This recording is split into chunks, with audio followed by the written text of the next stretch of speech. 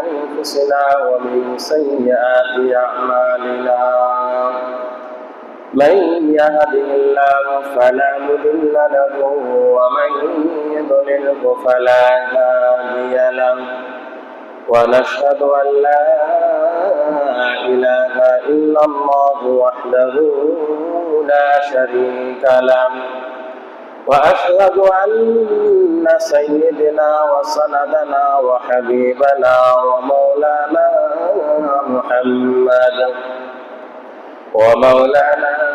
محمدا عبده ورسوله الذي أرسله بالحق بشيرا ونذيرا وداعيا إلى الله بإذنه وسراجا وقمرا منيرا فقد قال الله سبحانه وتعالى في كلامه المجيد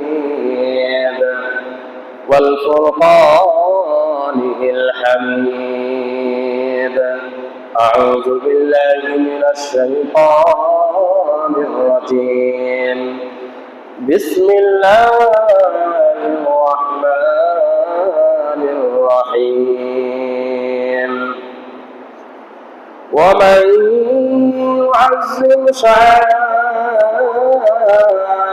الله من تقوى القلوب وقال الله تعالى لن ينال الله لحومها ولا دماؤها ولكن يناله التقوى منكم وقال الله تعالى في موضع آخر إنا أعطيناك الكوثر فصل لربك وانحر إن شانئك هو الأبتر وقال رسول الله صلى الله عليه وسلم من وجد الساعة فلم يضحي فلا يقربن مصلانا وقال رسول الله صلى الله عليه وسلم صيام يوم عرفة أحتسبه على الله أن يكفر السنة التي قبله والتي بعده أو كما قال عليه الصلاة والسلام بلغ العلا بكماله كشف الدجى بجماله حسنت جميع خصاله صلوا عليه وآله سبحانك لا علم لنا إلا ما علمتنا إنك أنت العليم الحكيم سبحان الله والحمد لله ولا إله إلا الله والله أكبر اللهم صل على محمد وعلى آل محمد كما صليت على إبراهيم وعلى آل إبراهيم إنك حميد مجيد اللهم بارك على محمد وعلى آل محمد كما باركت على إبراهيم وعلى آل إبراهيم إنك حميد مجيد الحمد لله আল্লাহ পাক রব্বুল আলামিনের দরবারে অগণিত অসংখ্য লাখ কোটি শুকর ও সুজুদ সেই মহান স্রষ্টার দরবারে যিনি আমাদেরকে পবিত্র জিলহজ মাসের 9 জিলহজ আরাফার দিন অতি সম্মানিত অতি মর্যাদা সম্পন্ন একটি দিন আর এই দিন হলো আরো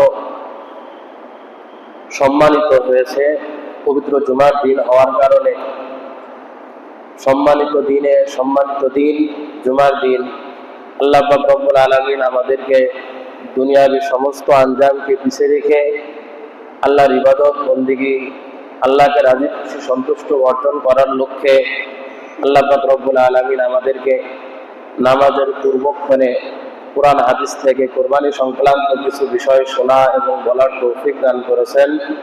আল্লাহ পাক রব্বুল আলামিনের দরবারে আমরা সবাই দিল থেকে শুকর আদায় করি, সকলে বলি আলহামদুলিল্লাহ। আলহামদুলিল্লাহ। কুরবানি আমাদের অতি সন্নিকটে। আগামীকাল আমাদের কুরবানি ঈদুল আজহা, পবিত্র ঈদুল আজহা। এই ঈদুল আজহার কিছু করণীয়, কিছু বর্জনীয়, এটা সম্পর্কে আমাদের অবগত অবশ্যই থাকা জরুরি। আর যেহেতু আগামীকাল আমরা পশু জবাই করতে যাচ্ছি, কুরবানি করতে যাচ্ছি, এটা একমাত্র আল্লাহ পাক রব্বুল আলামিনের রাজি খুশি সন্তুষ্টের লক্ষ্যে। সে সম্পর্কে কিছু মাসাইল, কিছু গুরুত্বপূর্ণ তথ্য আমরা অবশ্যই শুনে সে অনুযায়ী আমল করার চেষ্টা করব। গত জুমায় কুরবানি সংক্রান্ত অনেক বিধিবিধান মাসাইল আমরা শুনেছি। আল্লাহ পাক রব্বুল আলামিন কুরবানি সংক্রান্ত যেই মাসালাগুলো আমরা শুনতেছি, শুনে আসতেছি, আমাদের সকলকেই সহি বুঝ দান করে এর উপর আমল করার তৌফিক দান করেন, সকলে বলি আমিন। আগামীকাল পবিত্র ঈদুল আজহা। এই ঈদুল আজহার কিছু আমল আছে, কিছু সুন্নাতি আমল আছে, যে আমলগুলো সকলের জন্য জরুরি। তার মধ্যে 1 নম্বর আমল হলো তাকবীরে তাশরিক পাঠ করা। বেশি বেশি তাকবীরে তাশরিক পাঠ করা, একবার পাঠ করা, উচ্চ আওয়াজে পাঠ করা, এটা হলো বালেগ পুরুষ, সকল পুরুষের উপরে ওয়াজিব। পুরুষ সকল বালেগের উপরে উচ্চ আওয়াজে একবার পাঠ করা ওয়াজিব। একবার বলতে প্রত্যেক ফরজ নামাজের পরে। মহিলাদের জন্য পাঠ করা ওয়াজিব তাকবীরে তাশরিক, তবে তারা ঘরের ভিতরে নিম্ন স্বরে, যেন নিজের আওয়াজটা নিজে শুনতে পায়, এতটুকু আওয়াজে তারা তাকবীরে তাশরিক পেশ করবে। এটা হলো ঈদুল আজহার বড় আমল। আজকে ফজর থেকে শুরু হয়েছে, আজকে 9 জিলহজ, আগামী 13 জিলহজ মঙ্গলবার আসর পর্যন্ত এই আমল চালু থাকবে। এই তাকবীরে তাশরিকের ক্ষেত্রে প্রত্যেক ফরজ নামাজের পরপরই প্রত্যেক মুসলমানের উপরে এটা পেশ করা বা পাঠ করা জরুরি। যদি আপনি পাঠ করতে না পারেন তাহলে কি করবেন? এক্ষেত্রে মাসালা হলো, মসজিদের ভিতরে আপনি ততক্ষণ সময় পর্যন্ত অবস্থান করবেন, ততক্ষণ সময় পর্যন্ত আপনার উপরে এই তাকবীরে তাশরিক পাঠ করার অবকাশ থাকবে। আজকের কথাগুলো অত্যন্ত গুরুত্বপূর্ণ এবং তথ্যবহুল সম্পর্কিত, এবং মাসাইল, এক কথা আমরা বলতে পারি এটা ফতোয়া। সেদিকে লক্ষ্য করে আমরা আমাদের দিল এবং মনকে তাক লাগিয়ে শুনবো ইনশাআল্লাহ। যদি আমরা শুধু তাকিয়ে থাকি আর আমার দিল মন যদি এখানে না থাকে, তাহলে শোনার কোনো কাজ হবে না। যদি আমার দিল এখানে থাকে কিন্তু শুনতেছি না, তাহলেও কাজ হবে না। দিল মন ধ্যান তিনটাই এক করে যদি আমরা শুনি, তাহলে আমাদের শোনাটা কাজে আসবে, আমলে পরিণত হবে। তাহলে 1 নম্বর আমল হলো ঈদুল আজহার আমরা তাকবীরে তাশরিক বেশি বেশি পাঠ করব। 2 নম্বর আমল হলো কুরবানির দিনে রাসূলুল্লাহ সাল্লাল্লাহু আলাইহি ওয়াসাল্লাম সর্বপ্রথম তিনি কুরবানির গোশত দ্বারা তিনি খাবার খেতেন। যারা আমরা কুরবানি দিতেছি তারা আমরা এই আমলটা করার চেষ্টা করব। রাসূলুল্লাহ সাল্লাল্লাহু আলাইহি ওয়াসাল্লাম সাধারণত তিনি বকরি বা দুম্বা তিনি কুরবানি দিতেন একা একা। নামাজ শেষ করার সঙ্গে সঙ্গে তিনি এসে জবাই দেওয়ার পরে তিনি পশুর ভিতরে সবচেয়ে দামি অংশটা, পশুর কলিজাকে তিনি আগে বাইরে করে নিতেন। পশুর কলিজাকে আগে বাহির করে নেওয়ার পরে তিনি বিবিদেরকে বলতেন, এটা পাক করো, আমি এর গোশতটা আমি আগে ভাত খাবো। সুবহানাল্লাহ। এজন্য আমরা চেষ্টা করব যে আমরা ঈদুল আজহায় আমরা পশুর গোশত দ্বারা, কুরবানির গোশত দ্বারাই সর্বপ্রথম আমার খাবারটা যেন হয়, তাহলে একটা সুন্নতের উপর আমল হয়ে গেল। ঈদুল ফিতরের সুন্নত হলো ঈদুল ফিতরে যাওয়ার আগে মিষ্টি মুখ করে যাওয়া। রাসূলুল্লাহ সাল্লাল্লাহু আলাইহি সাল্লাম খেজুর অথবা পায়েস অথবা সেমাই কোনো একটা কিছু তিনি মুখে দিয়ে ঈদগাহে যেতেন, কিন্তু ঈদুল আজহার ক্ষেত্রে তিনি ঈদগাহে থেকে এসে পশু জবাই করার পরে ওই গোশত দ্বারা তিনি সর্বপ্রথম খাবার খেতেন। এটা হলো 2 নম্বর আমল। 3 নম্বর আমল হলো ঈদুল আজহার দিন সকাল সকাল ঘুম থেকে ওঠা, ফজরের নামাজে অংশগ্রহণ করা। সকাল সকাল ঘুম থেকে উঠে ফজরের নামাজে অংশগ্রহণ করা, এটা হলো একটি সুন্নতি আমল। আরেকটি সুন্নতি আমল সকাল সকাল গোসল করে ফেলা। সকাল সকাল গোসল করা এটা হলো সুন্নতি, একটা সুন্নতের উপরে আমল করা। আরেকটি সুন্নতের উপর আমল হলো নিজের সাধ্য অনুযায়ী নিজের পোশাকের মধ্যে যেটা সর্বোত্তম পোশাক মনে হয় সেই পোশাকটা পরিধান করা। এটা রাসূলুল্লাহ সাল্লাল্লাহু আলাইহি ওয়াসাল্লামের সুন্নাহ। আপনি নতুন পোশাক পরিধান করবেন বা নতুন পোশাকই পরতে হবে এমনটি নয়। আপনার 2টা বা 3টা পোশাক আছে, এর মধ্যে আপনার যেই পোশাকটা পরিচ্ছন্ন পরিষ্কার আছে, পরিষ্কার পরিচ্ছন্ন আছে, আপনাকে ভালো মনে হচ্ছে, আপনি সেই পোশাকটা পরতে পারেন। নতুন পোশাকই যে পরিধান করতে হবে এমনটি কিন্তু নয়। এটা হলো সুন্নাত। আরেকটি সুন্নাত আমল হলো ঈদগাহে এক পাশ দিয়ে যাওয়া আর এক পাশ দিয়ে আসা। যদি সম্ভব না হয়, যেহেতু আমাদের রাস্তা তো একটাই, এক্ষেত্রে মাসালা হলো এক পাশ দিয়ে আমরা যাব, তাকবীর বলতে বলতে আর এক পাশ দিয়ে আসবো। আর রাসূলুল্লাহ সাল্লাল্লাহু আলাইহি ওয়াসাল্লাম করতেন এক রাস্তা দিয়ে যেতেন আর এক রাস্তা দিয়ে আসতেন। সে সময় রাস্তা যদি 2টা থাকতো, যদি আমাদের রাস্তা 2টা হতো, তা আমরা এক রাস্তা দিয়ে যেতাম আর এক রাস্তা দিয়ে নামাজ শেষ করে বাড়িতে ফিরতাম। কিন্তু আমাদের রাস্তা যেহেতু একটা, আমরা এক দিক দিয়ে যাবো আর এক দিক দিয়ে ইনশাআল্লাহ আমরা ঈদের নামাজ শেষ করে আমরা বাড়িতে আসবো। খুশবু ব্যবহার করা, আতর ব্যবহার করা, এটা হলো রাসূলুল্লাহ সাল্লাল্লাহু আলাইহি ওয়াসাল্লামের সুন্নাহ। আতর রাসূলুল্লাহ সাল্লাল্লাহু আলাইহি ওয়াসাল্লাম তিনি সবসময় ব্যবহার করতেন। সবসময় ব্যবহার করতেন বলতে রাসূলুল্লাহ সাল্লাল্লাহু আলাইহি ওয়াসাল্লামের শরীর থেকে তো এমনিতেই সুঘ্রাণ ছড়াতেই থাকতো। তিনি যেই জায়গায় নিজের থুতু মুবারক ফেলতো, সেই জায়গার জমিনটা ওই থুতুটাকে গিলে খাওয়ার জন্য মরিয়া হয়ে থাকতো যে রাসূল আমার উপরে থুতুটা পেশ করুক, আমি রাসূলের এই মুবারকময় থুতু আমি গ্রাস করবো। সুবহানাল্লাহ।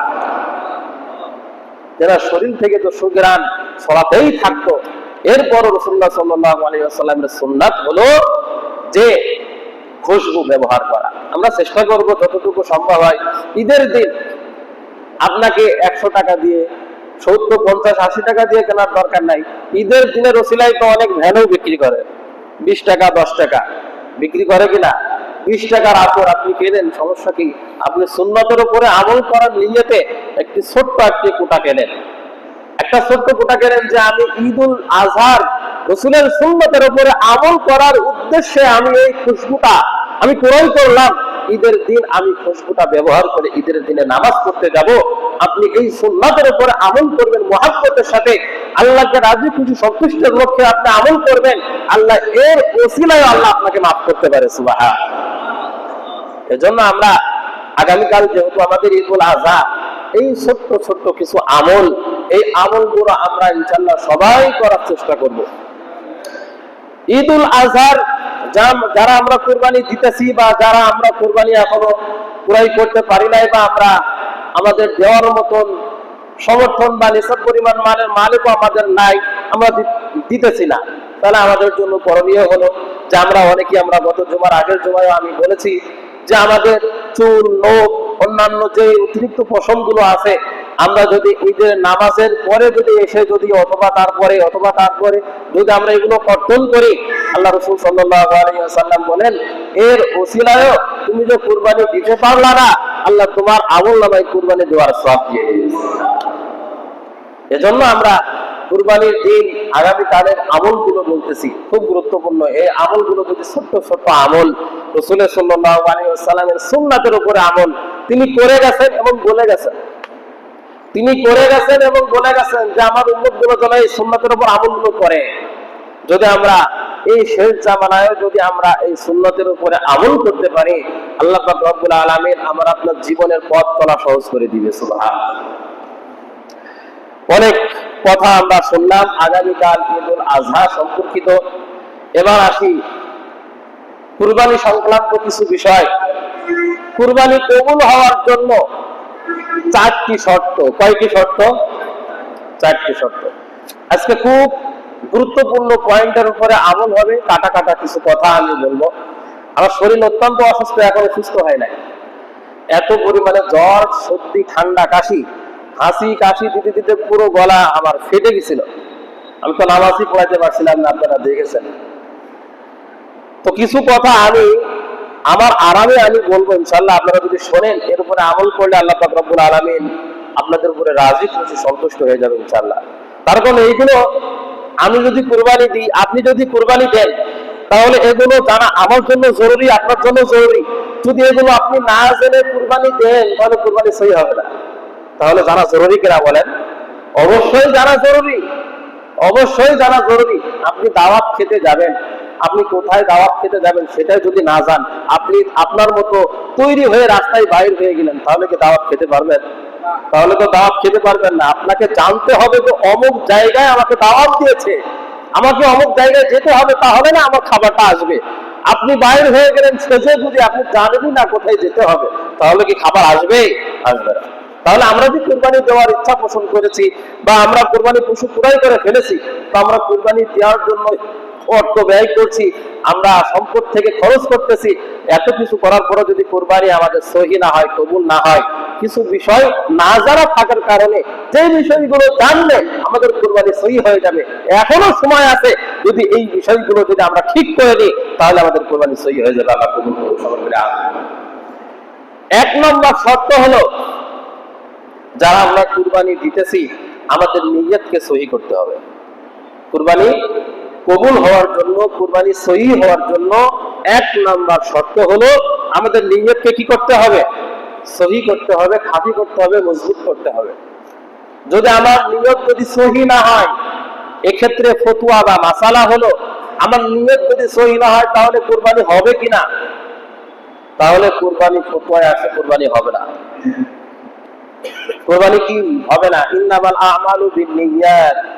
সমস্ত কাজ তার নিয়তের উপরে নির্ভরশীল, সমস্ত কর্ম তার নিয়তের উপরে নির্ভরশীল। এক্ষেত্রে একটি মাসালা হলো, 7 শরিকানায় আপনি কুরবানি দিতেছেন, 7 শরিকানায় কুরবানি দিতেছেন একটা গরু।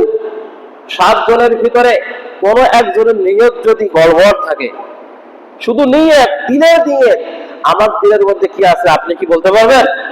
আপনার দিলের মধ্যে কি আছে আমি কি বলতে পারবো? তার দিলের মধ্যে কি আছে কেউ তো বলতে পারবে না। এজন্য 7 শরিকানায় যারা আমরা কুরবানি দিতেছি, 7 জন একত্রিত হয়ে, বা আমরা এই মসজিদের ভিতরে আমরা বসবো, বা আমার এই বয়ানটা শোনার সঙ্গে সঙ্গে আমরা খালেস নিয়ত করে নিব যে হুজুর যে কথাটা বলেছে, আমার ভিতরে যদি গোশত খাওয়া বা অন্য কোনো নিয়ত থেকেও থাকতো বা থাকে, আমি নিয়ত করে নিলাম আল্লাহকে রাজি খুশি সন্তুষ্টের জন্য, আল্লাহ তুমি কবুল করে নাও। তাহলে এখনো সম্ভব হবে কিনা বলেন?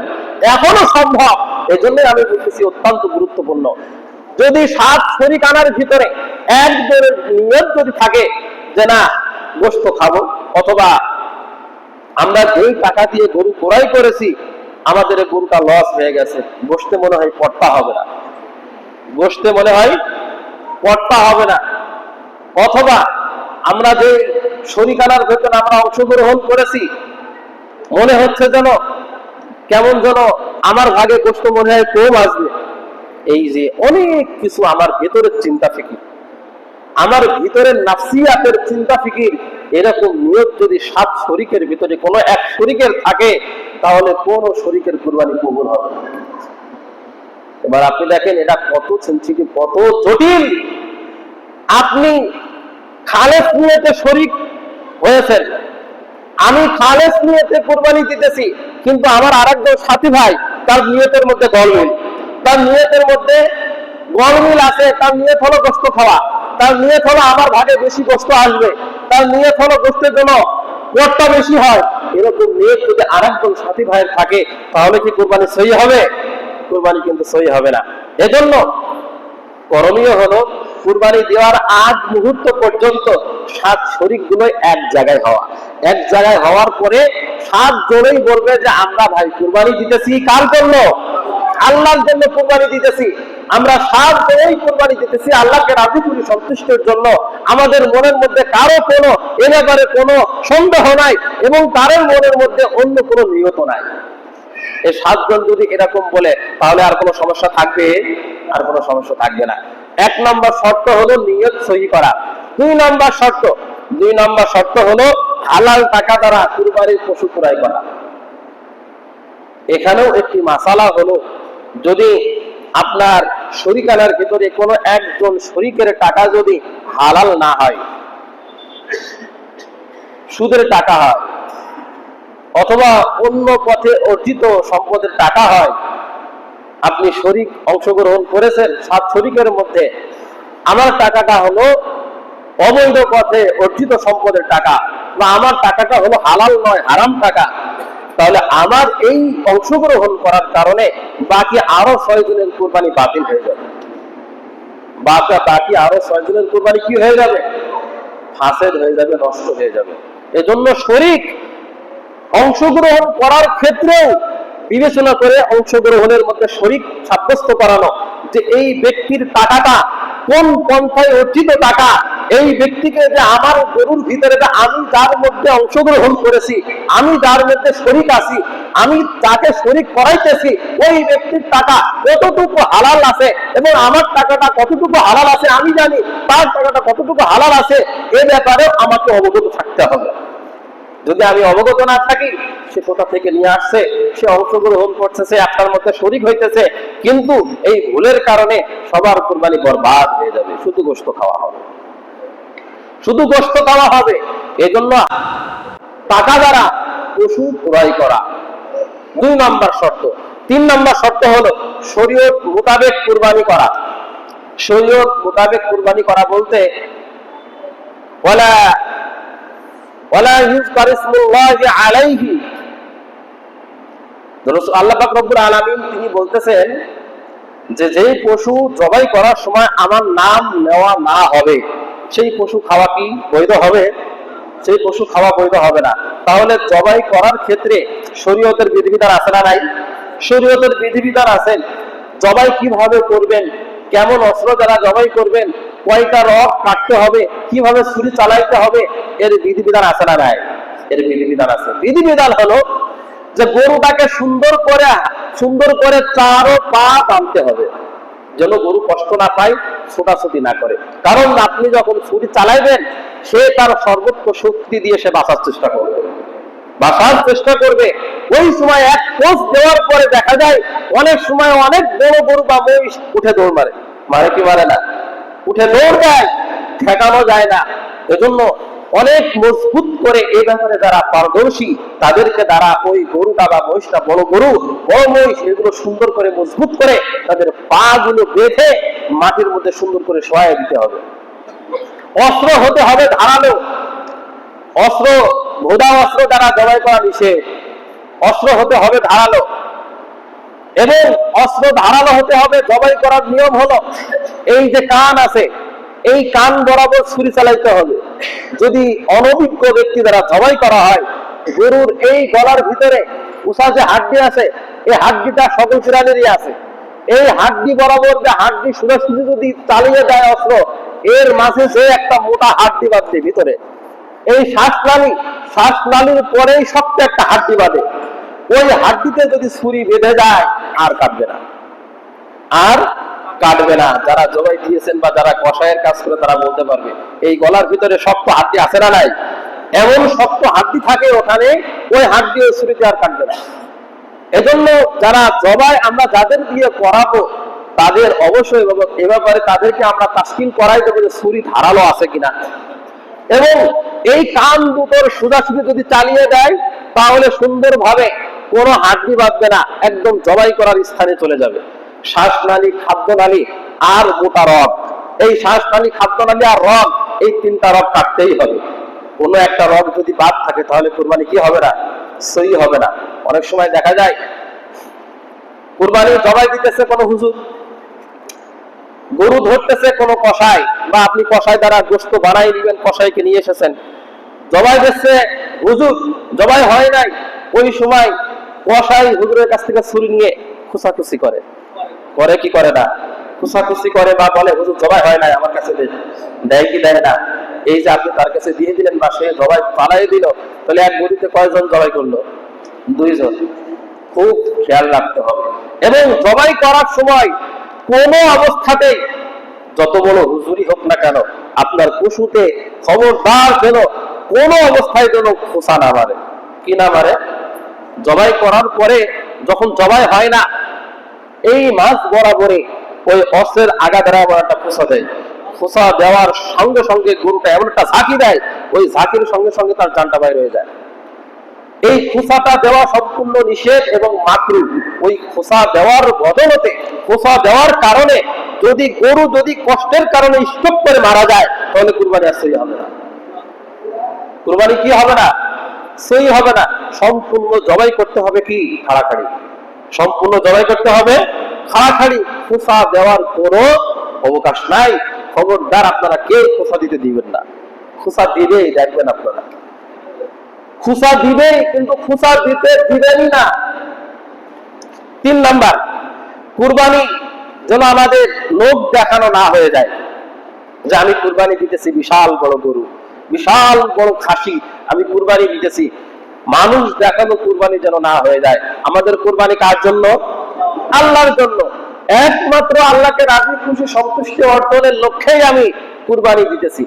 এর মধ্যে কোনো রিয়া, অহংকার, লৌকিকতা, মানুষকে দেখানো, এটা যেন আমার ভিতরে, এই অহংকার, অহমিকা যেন আমার ভিতরে যেন কোনো অবস্থাতে যেন বাস করতে না পারে।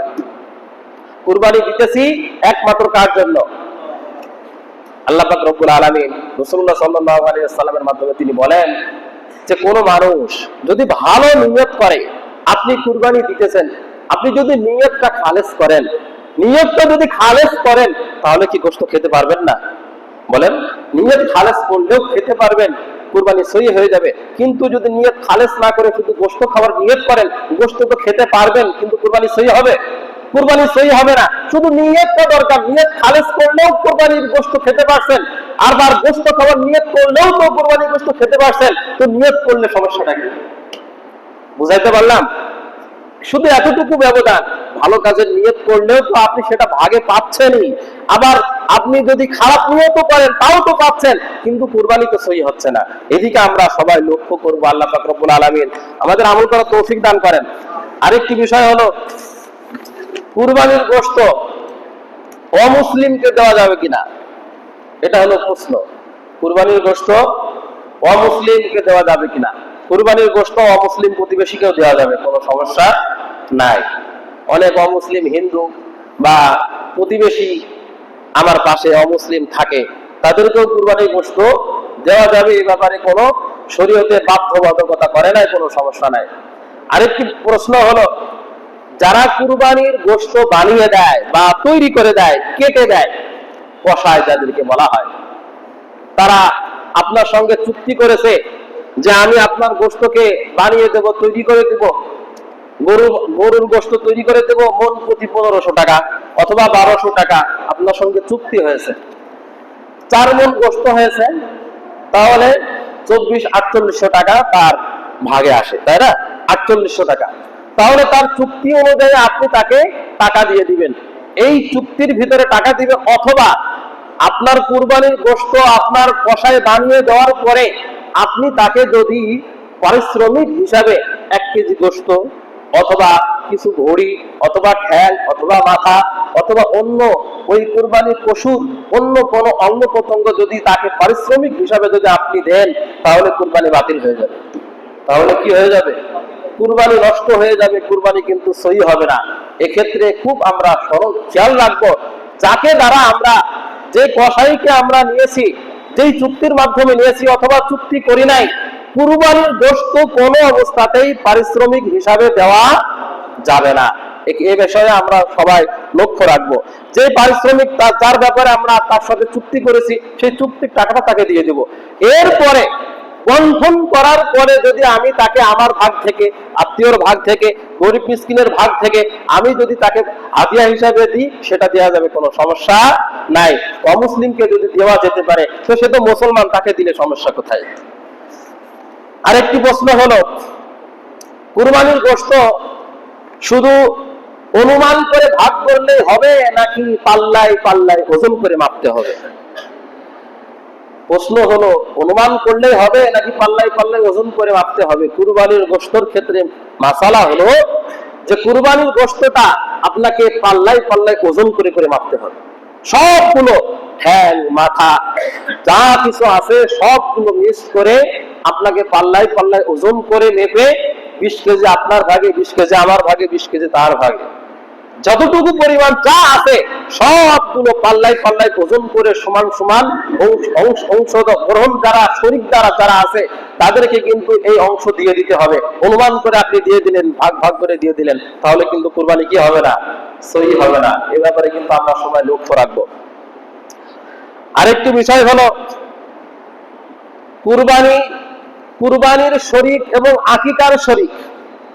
কুরবানির শরীক এবং আকিকার শরীক, দুই শরীক মিলে 7 শরীক হতে হবে।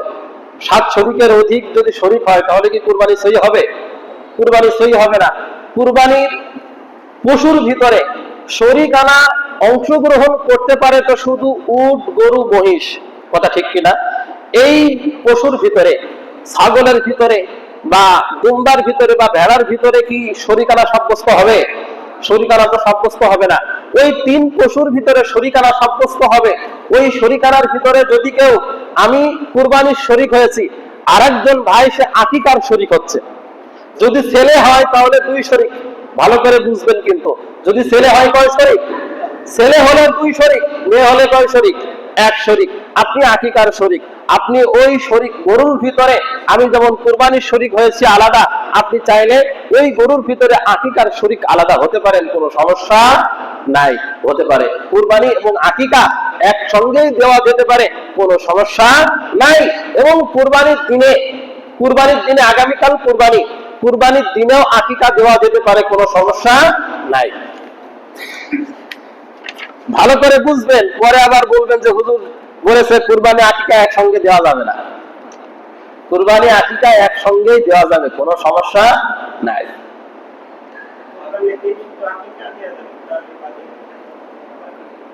কুরবানি পশু জবাই করার সময় যদি বিসমিল্লাহ ভুলে যায় তাহলে কি কুরবানি সহি হবে জবাই করা? যদি বিসমিল্লাহ ভুলে যায়, বিসমিল্লাহ ভুলে গেছে, একজন জবাই করতেছে, বিসমিল্লাহ ভুলে গেছে, যদি ভুলেই যায়, যদি জবাই করে ফেলে তাহলে কুরবানি সহি হয়ে যাবে, কোনো সমস্যা নাই। তবে যদি ইচ্ছাকৃত না করে জবাই করতেছে কিন্তু বিসমিল্লাহ আল্লাহু আকবার কোনো কিছুই বলতেছে না, কুরবানির যে দোয়া আছে, ইন্নী ওয়াজ্জাহাতু ওয়াজহিয়া লিল্লাযী ফাতারাস সামাওয়াতি ওয়াল আরদ হানিফা ওয়া মা আনা মিনাল মুশরিকিন ইন্না সালাতি ওয়া নুসুকি ওয়া মাহইয়ায়া ওয়া মামাতি লিল্লাহি রাব্বিল আলামিন আল্লাহুম্মা তাকাব্বাল মিন্না ওয়া মিন্না ওয়া লাকা। অনেক দোয়া আছে, এগুলো কোনো কিছুই পড়তেছে না। তাহলে ইচ্ছাকৃতভাবে যদি না পড়ে তাহলে কিন্তু কুরবানি জবাই করা কি হবে না? সহি হবে না, কুরবানি কিন্তু সহি হবে না। এজন্য আমরা যারা জবাই করাবো যাদের দ্বারা, এবং আমরা তো ওখানে উপস্থিত থাকবো, আমরা এই বিষয়গুলো কিন্তু স্মরণ করিয়ে দিব। দেখো তো ইনশাআল্লাহ আগামীকাল ইনশাআল্লাহ আল্লাহ আমাদের আমল করার তৌফিক দান করেন। নাপাক অবস্থায় যদি কুরবানি পশু জবাই করে তাহলে কি কুরবানি সহি হবে? নাপাক অবস্থায় জবাই করলেও, কুরবানি পশু জবাই করলে সহি হয়ে যাবে, কোনো সমস্যা নাই। পবিত্র থাকা জরুরি না। আরেকটি আমাদের সমাজে প্রচলিত একটা ভুল মাসালা, সেটা হলো অনেকে আমরা বলে থাকি কুরবানির দিনে হাঁস, মুরগি বা অন্যান্য যেই প্রাণীগুলো আছে এগুলো জবাই করা যায় না। হাঁস কুরবানির দিনে জবাই করা যায় না, মুরগি কুরবানির দিনে জবাই করা যায় না। এগুলো শরীয়ত এবং ইসলাম এর কোনো বাধ্যবাধকতা এবং এর কোনো জটিলতা এমন কোনো কিছুই বলে নাই। কুরবানির দিনেও আপনি চাইলে আপনি মুরগি খাবেন, মুরগি জবাই করবেন, তাতে কোনো সমস্যা নাই। আপনি হাঁস খাবেন, আপনি হাঁস জবাই করে খাবেন, এতে কোনো সমস্যা নাই। কিন্তু গ্রামের ভিতরে আপনি কুরবানির দিনে যা জবাই হবে সব আজকে জবাই হচ্ছে, যা জবাই হবে সব আজকে জবাই হচ্ছে। আগামীকাল কুরবানির দিন, কুরবানির পরের দিন, তার পরের দিন। মহিলারা কিন্তু এ ব্যাপারে খুব জটিলতা, খুব কঠোর। তারা মুরগি, হাঁস এগুলো কিন্তু জবাই করতেই দেবে না। কথা বলেন ঠিক কিনা? এ ব্যাপারে শরীয়ত কোন বাধ্যবাধকতা নাই। আপনি চাইলে কুরবানির দিনও জবাই করতে পারেন, পরের দিনও জবাই করতে পারেন, তারপরের দিনও জবাই করতে পারেন, কোনো সমস্যা নাই। আরেকটি বিষয় হলো মৃত ব্যক্তির নামে কুরবানি দেওয়া যাবে কিনা? হ্যাঁ, মৃত ব্যক্তির নামে কুরবানি দেওয়া মুস্তাহাব, কোনো সমস্যা নাই, দেওয়া যেতে পারে। তবে এই ব্যাপারে অনেক একটা জটিলতা আছে। মৃত ব্যক্তি যদি ওসিয়ত করে যায়, সন্তানকে ওসিয়ত করে গেল যে বাবা আমার নামে বা আমার জন্য একটা কুরবানি দিয়ে দিও, কিন্তু বাবা দিতে পারলো না, মারা গেল, এখন ছেলেরা বেঁচে আছে, এখন ছেলের জন্য আবশ্যক হলো কুরবানি দেওয়া। এই কুরবানি দেওয়ার ক্ষেত্রে ছেলেরা কুরবানি দিবে, বাবা ওসিয়ত করে গেছে কুরবানি দেওয়ার জন্য, ছেলেরা কুরবানি দিবে, কিন্তু ওই কুরবানির গোশত কেউ খেতে পারবে না। কুরবানির গোশত কেউ খেতে পারবে না। ওই কুরবানির গোশত সম্পূর্ণভাবে সদকা করে দিতে হবে। সম্পূর্ণ কি করে দিতে হবে? সদকা করে দিতে হবে। এই ক্ষেত্রে অনেক জটিলতা, এই জন্য ভালো করে আমরা বুঝবো। যদি আমার পিতা ওসিয়ত করে যায় আমাকে, আমি আমার ক্ষেত্রেই বেশিরভাগ এখানে বসে আমি উদাহরণ দিই যে আমার পিতা মারা গেছে, এবার আমি যদি কুরবানি দিই তাহলে আমার উপরে কুরবানি দেওয়াটা হলো জরুরি, যেহেতু ওসিয়ত পালন করতে হবে, ওসিয়ত করে গেছে আমার পিতা। তাহলে কুরবানি দেওয়ার ক্ষেত্রে আমি ওই কুরবানি গোশত আর কি খেতে পারবো না, এবং আমার পরিবার কেউ খেতে পারবে না। ওই কুরবানি গোশত সম্পূর্ণভাবে কি করে দিতে হবে? সদকা করে দিতে হবে। আরেকটি বিষয় হলো, হ্যাঁ হ্যাঁ, যদি বললাম মুস্তাহাব, কোনো সমস্যা নাই। যদি ওসিয়ত করে না যায় তাহলে দিতে পারবে, গোশতও খেতে পারবে, সমস্যা নাই। আরেকটি বিষয় হলো, স্বামী হলো ধনী, স্ত্রী গরিব। স্বামী ধনী, স্ত্রী গরিব। এখন স্বামী অনেক টাকার পয়সার মালিক, স্বামী চিন্তা করতেছে আমি কুরবানি দিতেছি আমার স্ত্রী, যার সঙ্গে আমি বসবাস করতেছি, আমার প্রাণ প্রিয় সহধর্মিনী, যদি আমি তার নামে কুরবানি না দিই সে হয়তো মনে কষ্ট পাবে, তো আমি তাকে এত ভালোবাসি, তার নামে আমি একটা কুরবানি দিয়ে দিই। স্বামী তার পক্ষ থেকে কুরবানি দিয়ে দিচ্ছে, এক্ষেত্রে কি স্ত্রী সম্পূর্ণ সওয়াবের অধিকারী হবে কিনা? হ্যাঁ, এক্ষেত্রে যদি স্বামী স্ত্রীর নামে কুরবানি দিয়ে দেয়, স্বামীও সওয়াব পাবে, এবং স্ত্রী একজন কুরবানি দিলে যে পরিমাণ সওয়াব পায়, স্ত্রী সেই পরিমাণ সওয়াব আল্লাহ তাআলার পক্ষ থেকে পেয়ে যাবে। সুবহানাল্লাহ। আরেকটি বিষয় হলো, জবাই করার পরে অনেক সময় দেখা যায় যে কসাইয়ের অনেক তাড়াহুড়া, কসাই জবাই করে ফেলে দিয়েছে গরু, তার তো একটা কলিজা জান আছে, ওটা বাইর হতে সময় লাগবে কিনা? আপনি মানুষ জবাই করে দেন, মানুষ কি এত তাড়াতাড়ি কি তার শরীর নিস্তেজ হয়ে যাবে? নিস্তেজ হয়ে যাবে না, কিন্তু জবাই করে মাথা আলাদা হয়ে যাবে, মাথাও নাচতে থাকবে, শরীরও নাচতে থাকবে। নাচবে কিনা? সব নাচানাচি করতে থাকবে, অনেকক্ষণ নাচানাচি করতে থাকবে, শরীরের থেকে সব রক্তগুলো চুষে বাইর হবে, এরপরে শরীর আস্তে আস্তে নিস্তেজ হবে। একটা প্রাণী ঠিক তাই, একটা প্রাণী যদি লড়তে থাকে, আপনি পা ধরে পা রগ কেটে দিলেন, পার রগ কাটা শুরু করে দিলেন, যে রগ কেটে দিলে হয়তো তাড়াতাড়ি তার জানটা বাইর হয়ে যাবে, সম্পূর্ণ নিষেধ। কুরবানির পশুর ক্ষেত্রে জবাই করে দেওয়ার পরে সম্পূর্ণ ঠান্ডা হয়ে যাবে, নিস্তেজ হয়ে যাবে, তারপরে তার পায়ের রগ, তার চামড়া খসানো। কথা বুঝাতে পেরেছি? এর আগে সে মাথা নড়াচ্ছে, কান নড়াইতেছে, পা নড়াইতেছে, আপনি এই অবস্থায় তার রগ কাটতে থাকছেন। যে রগ কেটে দিলে অনেকেই কাটতে থাকে, আমি নিজে দেখেছি। এগুলো আমরা করবো না, এগুলো থেকে আমরা বিরত থাকবো।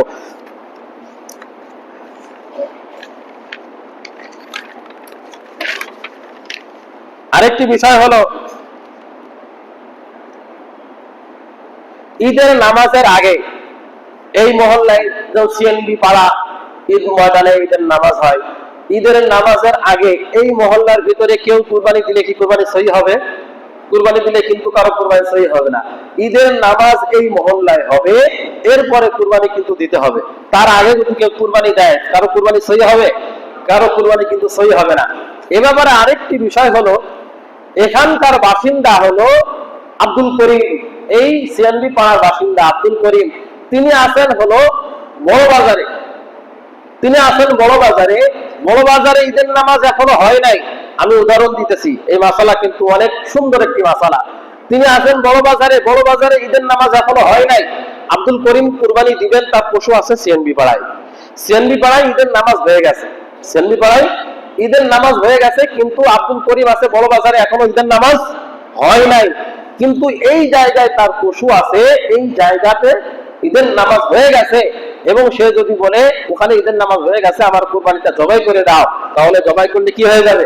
জবাই করলে কুরবানি সহি হয়ে যাবে।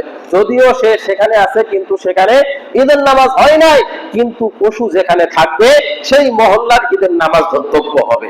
এজন্য আমরা খেয়াল রাখবো। আল্লাহ পাক রব্বুল আলামিন যে সংক্ষিপ্ত মাসালাগুলো বললাম, এই মাসালাগুলোর উপরে সবাইকে আমল করা তৌফিক দান করেন, সকলে বলে আমিন। আরেকটি বিষয় হলো, গোশত বন্টন করার ক্ষেত্রে আমরা সবাই খেয়াল রাখবো। গরিব মিসকিন যারা, অসহায় যারা আছে, আমরা সকলের পরিবার যেন, সকলের পরিবারের নিকটে যেন আমার গোশতের টুকরোটা পৌঁছায় যায়, আমরা এদিকে খেয়াল রাখবো তো ইনশাআল্লাহ। সর্বপ্রথম আমার প্রতিবেশী, আমার ভাই বিরাদার, আমার আত্মীয় স্বজন, গোশত তো আমরা সবসময় খাই। কুরবানির গোশত তো আল্লাহকে রাজি খুশি সন্তুষ্টির জন্যই জবাই দিয়েছি। যেন আমার আত্মীয় স্বজন, প্রতিবেশী এবং আমার পরিবার এবং আমার মহল্লায় যারা গরিব অসহায় আছে, আমরা তালাশ করে আমরা পৌঁছায় দেবো, চেষ্টা করবো তো ইনশাআল্লাহ। সবাই যেন গোশত পেয়ে যায়। কুরআন হাদিস দ্বারাই কিন্তু প্রমাণিত আছে গোশত বন্টন করা বা ভাগ করা। তবে এ ব্যাপারে আরেকটি বিষয় হলো, সেটাও আছে, তবে সেটা বলা যাবে না। সেটা বললে আপনারা সুযোগ খুঁজবেন, সেটা বললে আপনারা সুযোগ খুঁজবেন। আপনারা সবাই কুরবানি গোশত ভাগ করবেন, বন্টন করবেন, গরিব অসহায় সকলের বাড়ি বাড়ি আপনারা গোশত পৌঁছায় দেবেন। সবাই যেন আগামীকাল গোশত দ্বারা খাবার খেতে পারে ইনশাআল্লাহ। সবাই ইনশাআল্লাহ আমল করার চেষ্টা করবো তো ইনশাআল্লাহ। আল্লাহ পাক রব্বুল আলামিন আমাদের সবাইকে আমল করার তৌফিক দান করেন। আজকে যেহেতু অনেকেই রোজায় আছেন, সেই হিসাবে আজকে মাগরিবের নামাজ ইনশাআল্লাহ যে টাইমে আমাদের হয় তার থেকে 5 মিনিট ইনশাআল্লাহ বিলম্ব করা হবে। 5 মিনিট পরে ইনশাআল্লাহ নামাজ হবে। আর ঈদের নামাজের টাইম, আগামীকাল ঈদের নামাজের টাইম ইনশাআল্লাহ 7:30টায় নির্ধারণ করা হয়েছে। আপনারা সবাই সকাল সকাল গোসল করে ইনশাআল্লাহ ঈদের ময়দানে হাজির হয়ে যাবেন। এই মহল্লা থেকে যেন একজনও না থাকে যে ঈদের নামাজ ফেল করেছে। বছরে ঈদের নামাজ কয়টা? 6টা না 2টা? 2টা। এই 2টা নামাজে যদি আমি ফেল করি, তাহলে আমার মতো লেজি মানুষ, পেছন ভারী মানুষ কেউ আছে মহল্লার ভিতরে? বলেন তো দেখি। এজন্য আমরা সকলেই সকাল সকাল গোসল করে আমাদের সমস্ত জরুরত কাজগুলো সেরে আমরা সবাই ইনশাআল্লাহ আগে সামনের কাতারে ঈদের নামাজে বসার চেষ্টা করবো ইনশাআল্লাহ। আল্লাহ আমাদের আমল করার তৌফিক দান করেন। ওয়া আখিরু দাওয়ানা আলহামদুলিল্লাহি রাব্বিল আলামিন।